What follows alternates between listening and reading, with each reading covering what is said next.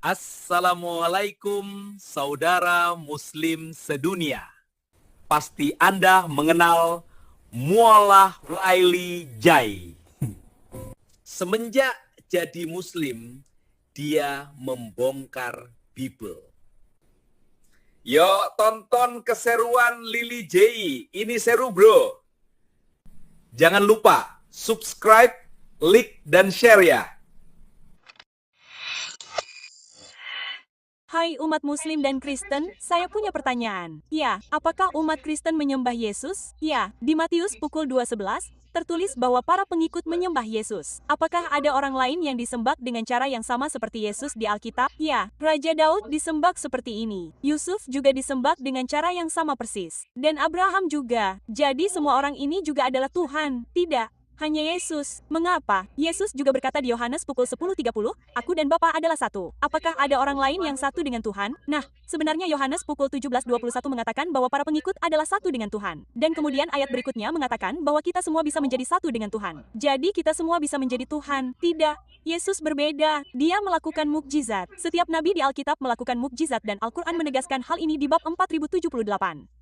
Tetapi Yesus melakukan mukjizat yang lebih besar seperti membangkitkan orang mati. Bukankah Elia dan Alicia juga membangkitkan orang mati? Ya, tetapi hanya dengan izin Tuhan. Jadi, Yesus tidak membutuhkan izin Tuhan. Secara teknis, Yesus memang membutuhkan izin Tuhan untuk semua mukjizatnya menurut Kisah Para Rasul pukul 2:22. Jadi, apa yang membuat mukjizat Yesus lebih istimewa? Dia berjalan di atas air. Begitu pula Petrus. Namun, Anda melupakan bagian terpenting. Yesus diberi otoritas untuk mengampuni dosa. Diberi otoritas oleh siapa? Oleh Tuhan. Namun, jika Yesus adalah Tuhan, dia memberikan otoritas kepada dirinya sendiri. Apakah ada orang lain yang diberi otoritas untuk mengampuni dosa? Para murid juga diberi otoritas untuk mengampuni dosa dalam Yohanes pukul 20:23. Saya ingat ketika saya masih kecil, pendeta akan mengampuni dosa-dosa saya setiap hari Minggu. Namun, Yesus berkata bahwa dia akan menjadi hakim terakhir atas dosa. Namun, dalam Yohanes pukul 5:30, Yesus berkata, aku tidak dapat berbuat apa-apa dari diriku sendiri, aku menghakimi sesuai dengan apa yang aku dengar. Percayalah, Lili J. Yesus akan menyelamatkan Anda. Dia adalah anak Tuhan. Namun, Ishak, Raja Daud,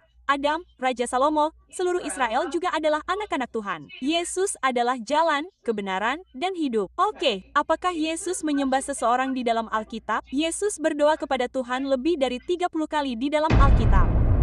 Apa? 30 kali? Bagaimana kita bisa menyembah Yesus jika dia menyembah Tuhan berkali-kali di dalam Alkitab? Apakah ada yang terlewat?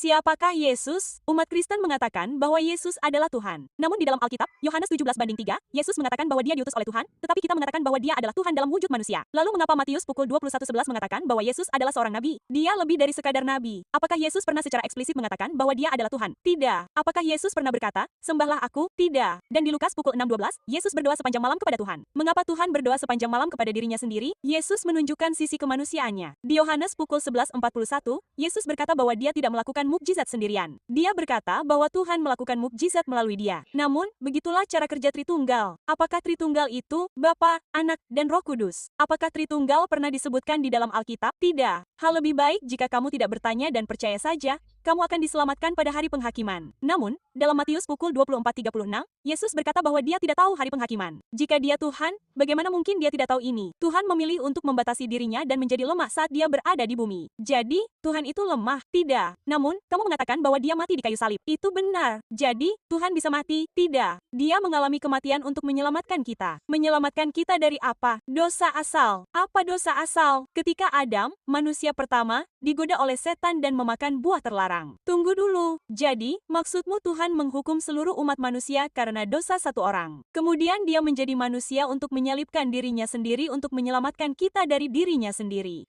Ini rumit. Oke, sangat. Lihat, Lili J, jika kamu tidak menyembah Tuhan Yesus, dia tidak akan menyelamatkanmu pada hari penghakiman. Namun, dalam Matius pukul 7:22, Yesus berkata pada hari penghakiman, dia akan menolak mereka yang memanggilnya Tuhan. Ia akan berkata, aku tidak pernah mengenal kamu. Enyahlah daripadaku, kamu sekalian pembuat kejahatan. Petik 2. Dan di Yohanes 2017, Yesus berkata, aku akan naik kepada Allahku. Yesus secara harfiah menyebut Allah sebagai Allahnya. Itu simbolis. Lalu di Yohanes pukul 5:30, Yesus berkata, aku tidak dapat berbuat apa-apa dari diriku sendiri, tetapi aku aku melakukan kehendak Dia yang telah mengutus aku. Kamu tidak mengerti? Oke, dan di Markus pukul 10:18, Yesus berkata, tidak seorang pun yang baik, selain daripada Allah sendiri. Itu topik yang sulit untuk dipahami. Oke, dan di Yohanes pukul 14:28, Yesus berkata, Bapa lebih besar daripada aku. Kamu kerasukan. Percayalah kepada Tuhan Yesus dan diselamatkan. Jika kamu kembali ke perjanjian lama di Hosea 11:9, dikatakan bahwa Allah tidak mungkin menjadi manusia. Tetapi ini dikatakan sebelum Yesus lahir. Jika Yesus adalah Allah, bukankah aturan-aturannya seharusnya kekal? Allah melampaui aturan-aturan. Jadi Allah berubah pikiran. Ya,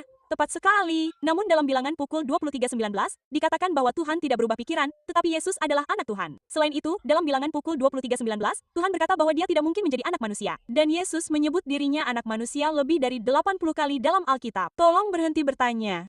Saya hanya mengutip Alkitab. Percayalah.